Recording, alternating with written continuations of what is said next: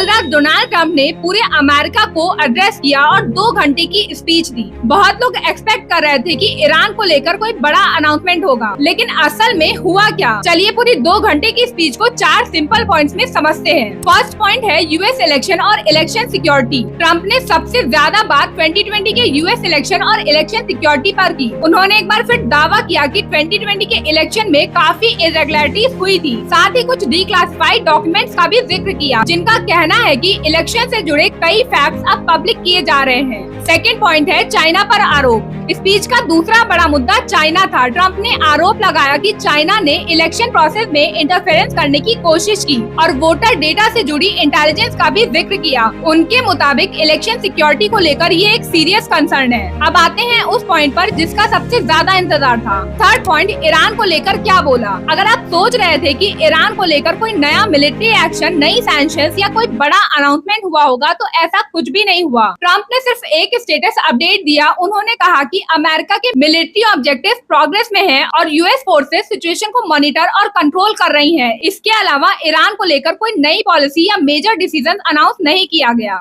And fourth point है save America act. Speech के आखिर में ट्रंप ने सेव अमेरिका एक्ट को सपोर्ट किया। इस बिल का मकसद वोटिंग रूल्स को और strict banana, proof of citizenship को मैंडेटरी बनाना और इलेक्शन सिक्योरिटी को मजबूत करना बताया गया। तो ओवरऑल अगर पूरी 2 घंटे की स्पीच को समराइज करें तो main focus 2020 election security, China पर आरोप और सेव अमेरिका एक्ट था। ईरान को लेकर सिर्फ एक शॉर्ट स्टेटस अपडेट दिया गया, कोई बड़ा अनाउंसमेंट नहीं हुआ। तो गाइस, अगर आपको ऐसी इंपॉर्टेंट नेशनल और ग्लोबल मार्केट अपडेट सिंपल और इजी लैंग्वेज में चाहिए तो 1 मिनट विद मानसी को जरूर फॉलो करें।